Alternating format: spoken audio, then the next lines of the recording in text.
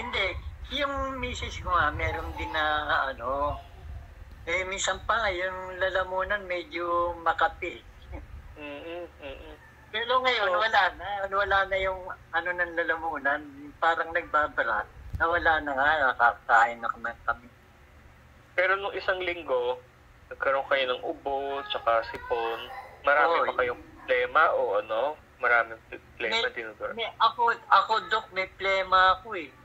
Hindi nga pinipilit kong ilabas eh. Lagi kong inaanoan eh. Pero hindi kayo nilagnat, sir, kahit isang araw? Pero hindi ako nilalagnat. Wala, kahit nung last week? Oo, hindi naman ako nilalagnat. Okay. Hindi kayo nagkaroon ng pagkahingal, nahirapan huminga, hinihingal? Yung paghirap ng hininga, hindi naman, Dok. Yung kaya lang, yung pagka gumagawa ko rito, yung parang medyo naano ako ng konti. Yung nahahapo. Pero hindi naman, nahahapo. Pero hindi naman yung hingal na kumbaga sa nag-ahapo. Hindi ganoon. Hindi naman ganoon. Anong ininom yung gamot simula po, sir, nung last week? Minsan minom ako nung yung luya eh. Okay. Saka lemon. Yung lemon. Juice. Tapos yung nagpabili nga anak ko nung ascorbic, Immune Pro Ascorbic acid ba yan? Vitamin C. Tapos yung sinabayan ko nung Robitussin. Yun lang, Dok. Okay. Ngayon, kamusta na nararamdaman mo? Wala ka ng sipon? Wala naman akong sipon, Dok. Yung plema mo na lang medyo may konti pa? Yung plema. Okay. Sige. Nakakakain kayo? Nakakakain naman, Dok. May gana ka? Hindi ka parang nangihina? O nalalak? Hindi naman. Pero hindi naman ako kaganang kumain na basta't nakakakain na. Yung usual, yung madalas, ano yung dati? Okay. Siguro, medyo hindi masarap po lang. Walang, yun lang. Palagot ka, baka magalit mismo sa'yo, sabi mo. Siya po nagluluto. Ikaw nagluluto. O nagjo-joke pa siya, ibig sabihin maganda pakiramdam niya. Okay, ngayon, nag-test ka ba ng ano yung sinabi niyo, ma'am, nag-antigen ba siya o RT-PCR? Nag-test ako ng antigen po. Nag-test ako ng antigen, Dok. Kailan? Tapos, Wednesday po. One line nang lumabas kanina doon sa control line. Hindi. Wednesday, dalawa po. Yung unang namin siguro nagkamali ako ng procedure. Lumabas na dalawa eh. Isa sa control line, isa sa testing line. Si misis nyo na ganun din? Oo, ganun din. Mali nga yung parang nagkamali ako nung ginawa ko sa akin tsaka sa kanya. Oo. Kasi ganito yan, madaming nagkakasakit ngayon tayo talaga. Sobrang dami. Yun na lang, Dok, iniisip ko dahil sa sobrang lamig. Siguro, ganun din. Baka, mawawala rin ito eh. Pero posibleng, sa totoo lang, ang tawag dyan most likely COVID ka talaga. Kung ganyan, nag-positive. Hindi kasi yan basta-basta lang tayo magpa-positive kung ordinaryong sipon lang or kahit allergy. Hindi yan magpa-positive.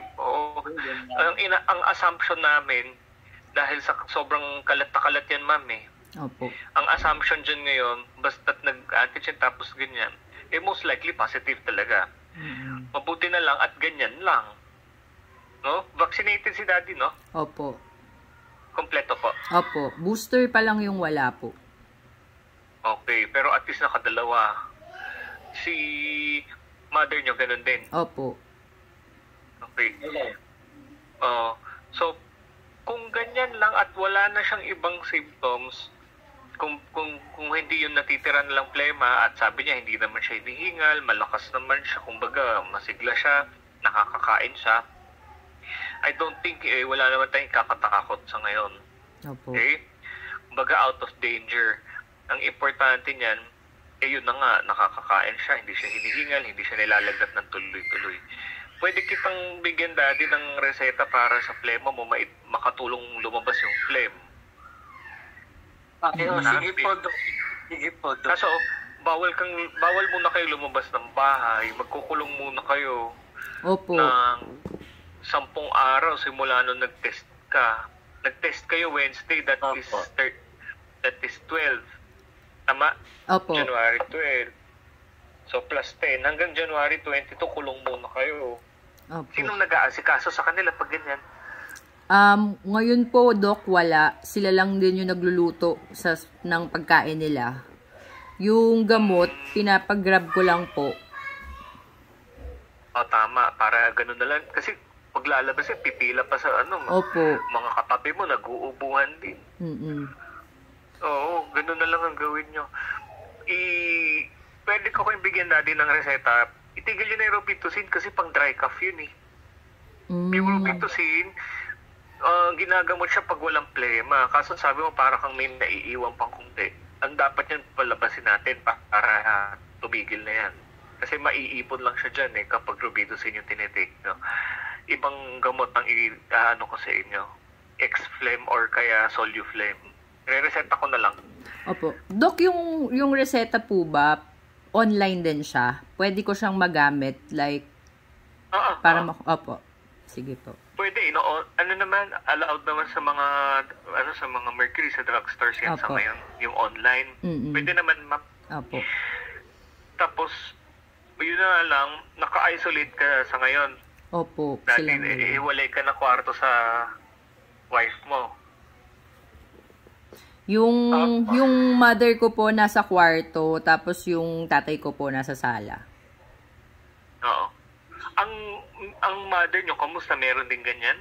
Nagkaroon din po ba ng ubot sipon ang misis nyo, sir? Wala naman. Wala. Oo. Masakit lang po Pero yung ulo niya. May headache. Okay. Nag-test siya, positive din, ano? Opo, nung Wednesday. Pero ngayon po, alam nung mo- nag-test sila kasi ngayon, pinatest ko po sila ulit today, 1 line na lang daw, sabi nila. Okay. Pero actually, it will not matter, no? Kahit nag-negative ngayon. Kasi, ang importante dyan, yung counting of days, eh. Opo. Pero, at least, ganyan lang ka-mild. Alam mo, medyo weird nga, meron din ako kamag-anak. Masakit lang yung ulo, tapos positive. RT-PCR pa yun, ha? Nakakainis, ano? Pero, pasalamat tayo, ganyan lang. Mm-mm. Most likely, ma'am, talaga positive sila pareho kung ganyan. Opo. Kasi hindi talaga yan magdo-double line ng basta-basta. Yun nga din po yung sinabi ko, parang imposible. Doc, possible ba na sa isang household, kahit na almost lahat meron talagang hindi magkakaroon? Or napaka-slim ng chances? Pwede rin yun, pero most likely false negative yun. Pag ganun, okay po. ang consideration namin, pag meron ng, kumbaga, halimbawa, sa bahay, more than 50% meron na, halos lahat yan. Technically, meron na yan lahat. Opo. Kaya home quarantine, lahat talaga, buong bahay, para rin hindi ka maka-infect sa iba. Ano? Mm-mm. So, Doc, Marami may ganyan. so hindi Pero huwag kayo hindi na mag-alala. Opo. I don't think hindi naman niya magpo-progress na kasi isang linggo na rin eh. Opo, Doc. So, hindi din okay na mag-take pa nung Molnupiravir? Yun ang isa natin, hindi na. Binibigyan lang namin yon within the first 3 days ng symptoms. Mm-mm. At saka kung walang ibang risk factors. Although maganda yung study sa Molnupiravir. Pero kasi for mga sobrang medyo senior tapos medyo hindi na ganun kalakas. Katulad si Daddy, may mga sakit siya, diverticulosis, diba? Opo. Tsaka sa prostate niya. Opo. Hindi na rin namin binibigay yun. Kasi ano pa yan eh. Technically, kung mas bata-bata pwede, experimental drug pa siya. Experimental lang pala yun. So, halimbawa, Doc, mag-test ako, tapos mag-positive ako, pwede ko na din yun i-take? Pwede, pero kailangan ma-screen ka muna. Meron kasi checklist dyan, ma'am. Okay po. Sige po. Hindi talaga lahat pwede mag-take. Ang medyo matapang kasi yung gamot, ang effect niya, ina-alter niya yung DNA ng virus. Okay po. So, ang long-term effect, ang sabi sa initial research, meron siyang potential to cause mutation sa sarili nating genes. Or sa madaling salita, may possibility na mag-develop ng tumor or cancer. Okay po. Sa laboratory, ganun yung nakikita. Pero sa real life, hindi pa natin alam. Opo. Yun ang ano. So, wag na, hindi na mag-molnupiravir. Opo, sige po. So, Magaling niya. Importante nakakakain si daddy. Kahit yung sakit sabi mo, hindi masarap ang ulam mo. Padalan nyo na, ano ba paborito nyo? Padalan nyo ng ano, oo nga po ano. Nako, di ba't bawal, Doc? Mahirap tunawin. Oo nga. Oo nga pala, diverticulosis ka. Kahit ka ng mga sabaw, ganun. Sige po. So, oo. Pero, I don't think, huwag kayong mag-alala, sir, mukhang wala ka naman na sa, sa panganib, sa totoo lang. So, nandiyan ka pa ba? Apo. Out of danger ka na. Pero sa salad na yung salad ko na may pipino, may yung lechugas na doon sarap okay, na sarap ako sarap nga ako doon sa ganun Oo, maganda yan. Kasi kailangan niya lalo ng mga gulay sa diverticulosis. Hindi na sumasakit yan, no? Hindi na gandok na yung parang pansyon minsan na pero hindi katulad ng dati. Oo, no? Kasi meron kang, di ba, in-explain ko yung may mga bulsa-bulsa yung bituka. At saka, ang bantayan mo dun hindi ka tatae ng may blood. So, bago ka mag-flush ng toilet, titinan mo talaga yan. Ay, opo. Yun po lagi kong ginagawa. Opo. Oo. Wala naman po. Doc, question, okay lang ba na nag-take sila nung Immune Pro? Okay lang yan. Opo. Once a day, pwede po yun sa kanila pareho. Once a day. Once lang po. Okay na yun. Opo. Yun lang naman. Tapos healthy food, yan pinaka-importante. Tapos kulong mo na para hindi rin makapag-infect sa kapitbahay o ano. Opo. Yun lang. Kasi si daddy lumalabas talaga siya no? Ang kulit nga, Doc, sabi ko wag na lumabas Pwede naman kasi kasi kung may stocks naman in all. Yun, di ko rin ma-risk din kasi na pumunta kasi may pumapasok po. So, Doc, after the 10 days, kasi sa 22, sa Jan 22, kailangan ko po ba silang i-test ulit? Hindi na. Hindi na namin inuulit yan. Kahit na antigen, RT-PCR, hindi na. Kung mild na, tas wala na may ibang Opo. Kasi minsan, nagpo-false positive pa yan Pero hindi naman ibig sabihin na active pa yung virus. Opo. So no need. Ang pinaka-importante po dyan is counting ng araw. Opo. So that will be 12 to 22. Yun ang pinakamahalaga. Tapos pwede na rin silang magpa-booster immediately after ng quarantine. Opo. Hindi naman kailangan mag-wait pa, ma'am. Sige po. Kasi mas kailangan ng protection Opo. So, Doc, wala din namang preferred na booster kahit ano po? Ideally, dahil sila medyo na. Ilan taon si daddy? 74 po. 70. Yeah. Pag mga ganyan, pag mga senior na nasa 70s, ang preferred na ina-advise namin is you get kung ano yung una yung nakuha dalawa. Okay. Ano ba yung Sinovac nila? po. Sinovac. Yun. Pero parang Sinovac mahirap kayo. makahanap ng Sinovac na booster. Pero sige po. Actually, medyo mahirap din. Ang lolo ko, 86 na nagpakuna kami nun sa may Balintawak pa. Sa may Bandaron, kasi QC kami Sige po. Nagkakaroon din niya kung antabayanan niyo, ma'am. Opo. Makikita niyo sa QC website Opo. Sige po. Alam niyo yun? Opo. Doon ako naghihintay nun. Yung lolo ko, tagal ko nung inabangan nun. Kasi, technically, pwede naman any brand. Kaso yung safety yung concern. Dahil may mga maliliit na studies na lumabas na sa matatanda, ang preferred is homologous. Ibig sabihin, kung ano yung naunang dalawa, yung pa rin yung pangatlo. Opo. Kasi nagkakaroon ng paminsang risk for blood clotting. Siyempre, hindi na natin elderly na sila. Opo. Sige po, So, Doc. sa safe side tayo palagi. Gagana yun kahit Sinovac. Opo. Proven naman yan na ang importante hindi ma-hospitalize, hindi severe yung sakit. Opo. Yun ang Pero at least, pasalamat tayo, ganyan lang. Oo nga po Okay pa rin yan. Nagbibiro pa nga siya, ibig sabihin maganda pakiramdam niya. Di ba, no, Daddy? Opo. Oo nga. So, ayun lang naman. Ano pa, may tanong pa ba kayo? Wala naman na po, Doc. Yung... Sila, sir, taga Novaliches sila, sir, tama ba? O Bulacan? Taga, ano po, Liano, sa Caloocan po. Caloocan? Opo. Tas kayo, ma'am, yung Bulacan? Ako po yung Bulacan. Oo, kasi naalala ko yung CT scan niya, Bulacan na Oo gawa nga po no? Medyo may kalayo rin pala kayo. O gano'n na lang wala mo na lalabas, Daddy, hanggang sa 22, 23 pang laya mo. Opo. Narinig mo yan, Tay, bawal lumabas. Tsaka alam mo, kahit yung mga delivery, paminsan hindi natin masabi. Kapag may mga delivery, pag kinuha nyo yun, alisin nyo yung supot, tapon nyo na yun. Opo. Kasi hindi natin masabi, mamaya yung, halimbawa sa Mercury, yung plastic bag, medyo madumi, tapos napasa sa ganito, hinawakan ni Grab driver, Opo. hindi nagugas ang kamay, umatching. Alam mo yun? Opo. Paminsan, maraming kwento na hindi lumalabas yung pasyente, tapos nagkakasakit, nagpapasa. Oo nga po Maraming ganun. Kaya todo, ingat. Hugas ka lagi ng kamay, sir, tsaka ka-alcohol kayo pag tatanggap kayo ng mga delivery na ganyan. Opo. Yun ang pinaka-ano natin. Opo, ganun nga po ginagawa namin. Oo. Kahit masakit na sa kamay, hapdi na dahil tuyong-tuyo na yung kamay. Minsan nagbabakbak na. Pero kailangan. Kaya nga Oo.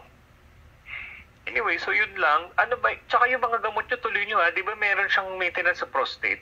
Tama ba alala ko? Opo, tinutuloy ko po yun. Ano ba yun? Nakalimutan ko yung pangalan. Tamsulosin. Opo.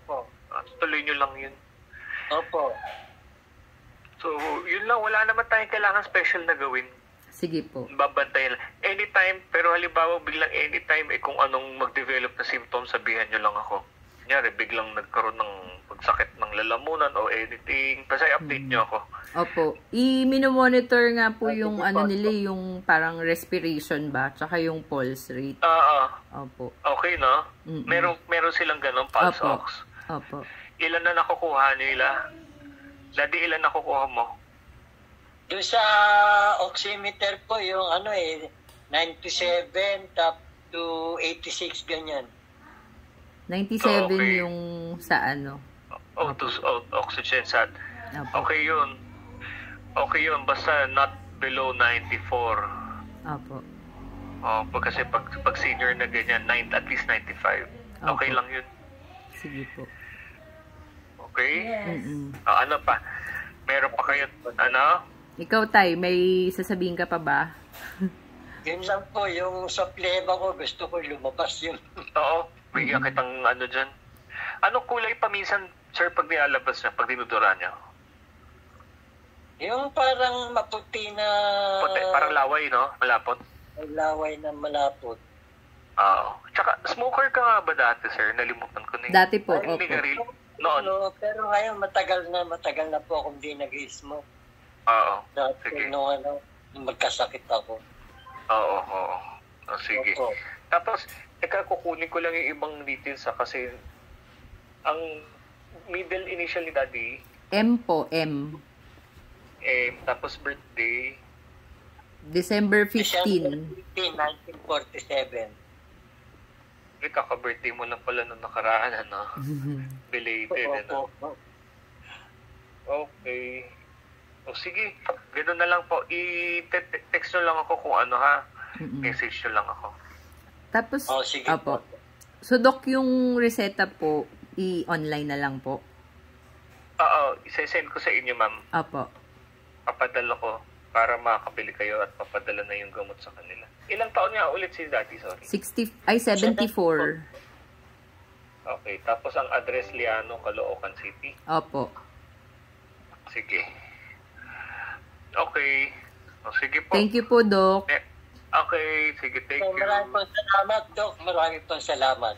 Okay, welcome. Pagaling po kayo. Bye-bye. Thank you, bye-bye.